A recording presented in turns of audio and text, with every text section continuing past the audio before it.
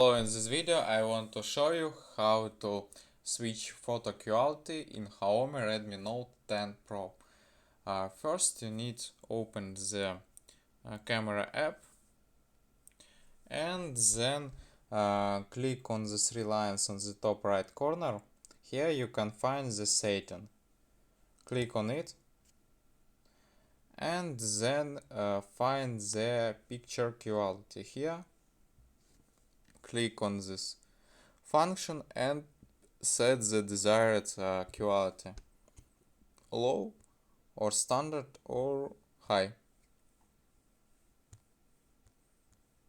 We can set these three variants in our XIAOMI Redmi Note 10 Pro.